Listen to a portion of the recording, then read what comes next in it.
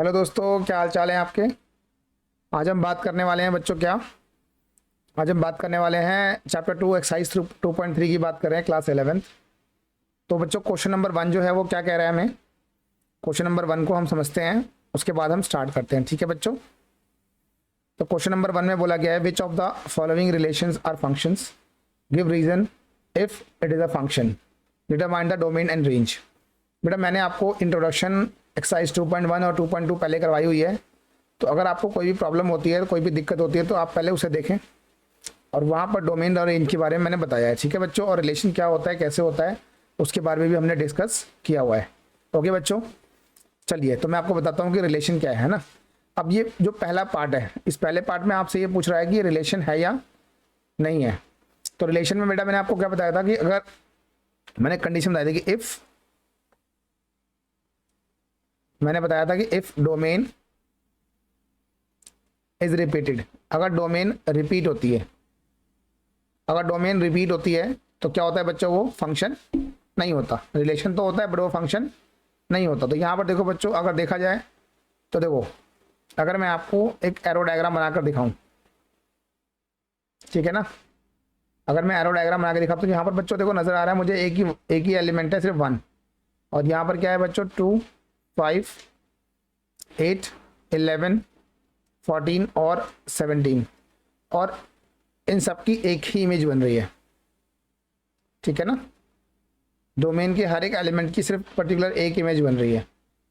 तो ये पॉसिबल हो सकता है। ठीक है बच्चों, ये पॉसिबल होता है। तो ये क्या है, एक रिलेशन है ना। और ये फंक्शन तो है, इट इज अ फंक्शन, ये एक फंक्शन है। Because domain is not repeated, यहां लिख सकते हैं हम, because domain is not repeat. ठीक है बच्चों। और यहां पर मैंने क्या बताया था कि डोमेन अगर रिपीट होगी तो वो फंक्शन नहीं होगा।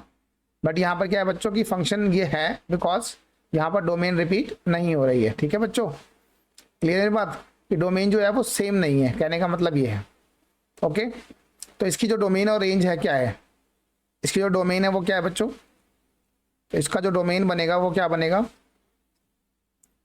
2, 5, 8, 11, 14 और 17, ये इसका डोमेन बन गया। और इसकी रेंज क्या होगी बच्चों, तो अगर हम रेंज की बात करें तो रेंज इसका होगा 1। ठीक है ना, समझ में आ गया बच्चों। चलते हैं सेकंड पार्ट की तरफ। और सेकंड पार्ट में क्या बोला गया है, यहाँ देखो बच्चों, यहाँ पर भी क्या है, अगर आप ध्यान से देखें तो फिर से मैं एरो डायग्राम बना रहा हूँ। इसमें क्या है बच्चों, ये x की वैल्यू होती है और ये किसकी वैल्यू होती है, y की। x की जगह पे 2 है, 4 है, 6 है, 8 है, 10 आ रहा है, 12 आ रहा है और 14 आ रहा है। ठीक है, 2 का रिलेशन 1 के साथ है। ओके, फिर 2 है, फिर 3 है, 4, 5, 6 और 7। 4 का रिलेशन 2 के साथ है, 6 का 3 के साथ है, 8 का 4 के साथ, 10 का 5 के साथ, 12 का 6 के साथ और 14 का 7 के साथ। इस एरो डायग्राम के थ्रू हमने क्या समझा बच्चों, यहाँ पर हर एक डोमेन का एक पर्टिकुलर इमेज बन रही है ना। तो यहाँ पर ये क्या है बच्चों, yes it is a function, ये एक फंक्शन है। Yes it is a function, ये एक फंक्शन है, because domain is not repeat. यहां पर जो बच्चों डोमेन है वो रिपीट नहीं हो रही है। क्लियर है मेरी बात।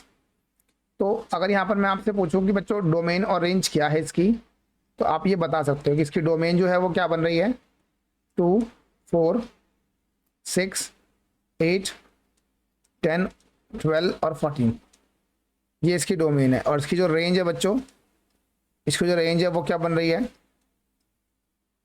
1, 2, 3, 4, 5, 6 और 7। ठीक है बच्चों, तो y की वैल्यू हमारी रेंज है और डोमेन क्या है बच्चों, x की वैल्यू। क्लियर हो गई मेरी बात। चलते हैं थर्ड क्वेश्चन की तरफ।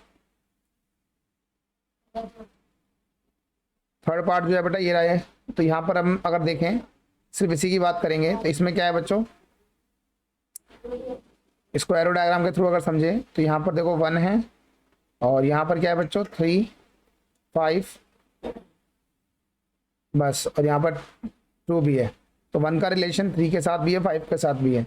तो ये जो है बेटा ये तो फंक्शन नहीं है, और 2 का रिलेशन भी 5 के साथ है। तो यहाँ पर क्या बोलेंगे हम, यहाँ पर बोलेंगे if domain is repeated not a function, not a function because domain is repeated. यहाँ पर जो डोमेन है बच्चों क्या हो रही है, वो रिपीट हो रही है। तो यहाँ पर हम क्या बोलेंगे, ये फंक्शन नहीं है, क्योंकि 1 के साथ 2 एलिमेंट बन रहे हैं। तो डोमेन जब रिपीट होती है तो फंक्शन कभी भी नहीं बनता। क्लियर है बच्चों बात। क्वेश्चन नंबर 2 के फर्स्ट और सेकंड पार्ट की बात करते हैं। क्वेश्चन नंबर 2 में क्या बोला गया बच्चों कि find the domain and range of the following real function. Function हमें दे रखा है माइनस मॉडुलस एक्स। अब यहाँ पर हमें डोमेन और रेंज निकालनी है बच्चों। मेरी बात को समझेंगे ध्यान से। अगर आप इस चीज़ को देखें तो बच्चों यहाँ पर क्या है, ये एक रियल फंक्शन है, ठीक है। तो अगर मैं आपसे बोलूँ कि हमारे पास जो फंक्शन है वो क्या कह रहा है, वो कह रहा है कि माइनस मॉडुलस एक्स। अब देखो बच्चों की जो बात है वो क्या है कि y जो है वो माइनस मॉडुलस एक्स की है, और मैंने आपको बताया था कि डोमेन जो होता है वो x की वैल्यू होती है और जो रेंज होता है वो y की वैल्यू है, और ये क्या है, एक रियल फंक्शन है। तो इसकी जो डोमेन है बच्चों वो क्या बन जाएगी, इसकी जो डोमेन है वो बन जाएगी रियल नंबर। क्या बन जाएगी बच्चों, इसकी बन जाएगी डोमेन रियल नंबर। क्यों बन जाएगी, because we can put any value of x. यहाँ पर हम एक्स की कोई भी वैल्यू पुट कर सकते हैं। तो ध्यान से सुनो बच्चों, अगर मैं एक्स की जगह पे कुछ भी डालता हूँ तो मॉडुलस का मतलब क्या होता है, मॉडुलस का मतलब होता है कि मॉडुलस के अंदर कोई भी अगर वैल्यू होती है तो वो पॉजिटिव बन जाती है, बट यहाँ पर माइनस से बाहर। तो इसकी जो रेंज बनेगी बच्चों वो क्या बनेगी, we can put any value of x. X की जगह पे अगर मैं नेगेटिव डालूँ या पॉजिटिव डालूँ, इसका जो आंसर है वो नेगेटिव ही आएगा। बट एक खास बात, अगर एक्स की जगह पे 0 डालते हैं, अगर एक्स की जगह पे हम 0 डालेंगे तो 0 आएगा। ठीक है बच्चों, क्लियर है मेरी बात। तो वाई की वैल्यू भी 0 होगी, बट अगर कोई भी और वैल्यू डालते हैं तो ये कहाँ तक जाएगा बच्चों, ये माइनस इन्फिनिट तक जाएगा। बात को समझा। एक्स की जगह पे अगर मैं जस्ट सपोज दैट, देखो एक्स की जगह पे मैं 0 डालूंगा तो यहाँ पर जो वाई है वो भी 0 आ जाएगा, बट अगर मैं 1 डालता हूँ तो यहाँ पर -1 आएगा, ठीक है। और अगर मैं -1 डालूंगा तो भी -1 आएगा। क्लियर है मेरी बात, समझ में आ रहा है बच्चों। तो यहाँ पर क्या है कि वैल्यू हमेशा छोटी बनेगी, यानी 0 से माइनस इन्फिनिट से 0। और यहाँ पर क्लोज इंटरवल इसलिए आया बिकॉज जो x की वैल्यू है वही y की वैल्यू है। तो डोमेन और रेंज दोनों एक जैसी चीज़ें हैं, इसीलिए यहाँ पर क्या आ गया बच्चों, क्लोज इंटरवल आ गया। क्लियर है मेरी बात। आगे चलें अगर, तो फंक्शन हमें दे रखा है √9 - x²। इसको कैसे करेंगे बच्चों, तो यहाँ पर हम एक बात लिखेंगे, क्या हम यहाँ पर एक बात लिखेंगे, वी नो दैट। हमें जानते हैं क्या कि जो रूट वाली वैल्यू होती है 9 - x², रूट वाली वैल्यू क्या होती है बच्चों, always greater than equal to 0। ये 0 से बड़ी होती है या 0 के बराबर होती है, ठीक है ना। अगर मैं स्क्वायरिंग बोथ साइड कर दूं तो स्क्वायरिंग बोथ साइड से क्या मिलेगा आपको, यहाँ हो जाएगा 9 - x² इज ग्रेटर देन 0। तो अगर मैं बच्चों x² को उधर ले जाऊं तो यहाँ पर आ जाएगा 9 x² is less than equal to 9। तो x की वैल्यू क्या बन जाएगी बच्चों, +-3 जब हम स्क्वायर को वहाँ ले जाएंगे। इट मीन्स टू से यहाँ जो बच्चों डोमेन है, यहाँ जो डोमेन निकल कर आई है वो क्या आई है बच्चों, क्लोज इंटरवल -3 से लेकर 3 तक। इसके अंदर की वैल्यू या दोनों वैल्यू हम पुट कर सकते हैं, बट हम यहाँ पर जो है इससे बड़ी वैल्यू, 3 से बड़ी वैल्यू नहीं डाल सकते। अगर मैं 3 से बड़ी वैल्यू यहाँ पर डालता हूँ तो रूट के अंदर नेगेटिव आ जाएगा, और रूट के अंदर जो नेगेटिव होता है बच्चों वो पॉसिबल नहीं होता। क्लियर है मेरी बात या नहीं क्लियर बच्चों, समझ में आ गई बात। और -3 पुट करूँगा तो 0 आएगा, 3 पुट करूँगा तो 0 आएगा। मैं यहाँ पर एक एरो डायग्राम बना के दिखाता हूँ आपको कि अगर बच्चों मैं x की जगह पे अगर मैं -3 डालूँ या फिर मैं 3 डालूँ, दोनों ही केसेस में क्या आने वाला है, 0, ठीक है। बट अगर मैं इसके बीच की वैल्यू -2 या फिर 2 डालता हूँ तो क्या बचेगा बच्चों, यहाँ पर 2 का स्क्वायर 4 हो जाएगा, 9 - 4 √5। तो यहाँ पर आ जाएगा √5, और √5 जो होता है वो क्या होता है बच्चों, 2 पॉइंट समथिंग होता है ना। अगर मैं -1 और 1 डालता हूँ तो क्या आएगा बच्चों, यहाँ पर आ जाएगा √8। यानी 2√2, ये वैल्यू 2 से बड़ी हो गई। उसके बाद अगर मैं 0 लेता हूँ तो यहाँ पर क्या आ जाएगा बच्चों, 3 आ जाएगा। इट मीन्स टू से इसकी जो रेंज बनेगी बच्चों वो क्या बनेगी, अकॉर्डिंग टू एरो डायग्राम हमने देख लिया, इसकी रेंज 0 से स्टार्ट होगी और 3 तक जाएगी। समझ में आ गई बच्चों बात, यानी कि जो y की वैल्यू है 0 से स्टार्ट होगी और कहाँ तक जाएगी बच्चों, 3 तक जाएगी। क्लियर है, चलते हैं आगे देखते हैं। क्वेश्चन नंबर 3 में क्या बोला गया है, a function f is defined by fx। जो fx है बच्चों हमें क्या दे रखा है, यहाँ पर सॉल्यूशन करते हैं। जो fx की वैल्यू है वो हमें दे रखी है 2x - 5, और यहाँ पर बोला write down the value of f0। तो अगर आपको बेटा f0 की वैल्यू निकालनी है पहले, तो आप क्या करोगे, आप x की जगह पे 0 पुट कर दोगे, तो क्या आ जाएगा, -5 आंसर आ जाएगा। और अगर आप सेकंड की बात करें बच्चों, तो अगर आपको निकालना है f7, तो आप 2 × 7 करोगे -5, 2 7 जा 14 - 5 कितना आ जाएगा बच्चों, 9 आ जाएगा। ठीक है ना। और थर्ड पार्ट की अगर मैं बात करूं, थर्ड पार्ट में अगर मैं f-3 निकालता हूं, जैसा कि क्वेश्चन में गिवन है ना, तो 2 × -3 अगर करेंगे बच्चों और -5 तो कितना आ जाएगा, -6 - 5 दैट इज -11। तो यहाँ पर ये सारी की सारी वैल्यूज हमने निकाल ली और कुछ नहीं पूछा इसके अंदर। नेक्स्ट क्वेश्चन की तरफ अगर चलें बच्चों, तो क्या बोला है, the function t which maps temperature in degree Celsius into temperature in degree Fahrenheit. तो यहाँ पर फ़ारेनहाइट है और सेल्सियस है, बाय डिफाइंड बाय। देखो बेटा ये चीज़ जो है ना, फ़ारेनहाइट और डिग्री सेल्सियस जो है आप लोगों ने पहले भी पढ़ा हुआ है। कब पढ़ा हुआ है बेटा, 9th क्लास के अंदर। ठीक है ना, समझ में आ रही बात। तो यहाँ पर जो FC है हमें गिवन किया बच्चों की, जो FC है वो है 9/5 C + 32 के बराबर है। तो यहाँ पर हमें निकालना है T0। T0 का मतलब है टेम्परेचर, जो फंक्शन है वो T की फॉर्म में है, तो F की जगह पे हम T भी ले सकते हैं। T0 निकालना है तो C की जगह पे 0 डाल दो। तो सबसे पहली चीज़ हमें निकालनी है T0, निकालो ना, 9/5 C की जगह 0 डालेंगे +32, तो कितना आ जाएगा बच्चों, ये सिर्फ 32 आ जाएगा। ओके। और अगर मैं सेकंड कंडीशन में क्या निकालता हूँ, T28, यानी कि x की जगह पे मैं 28 डालूंगा, तो 9 × 28 / 5 + 32, तो कितना आ जाएगा बच्चों ये,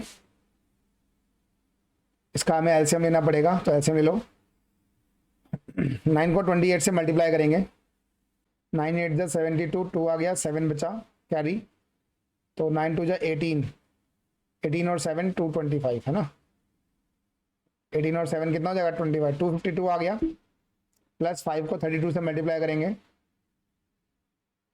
160 आ गया, डिवाइडेड बाय 5 आ गया, तो कितना आ जाएगा बच्चों, ये आ जाएगा 2412/5, ये वैल्यू आ गई। अगर मैं थर्ड पार्ट की बात करता हूँ, थर्ड पार्ट में क्या बोला गया है, एक सेकेंड,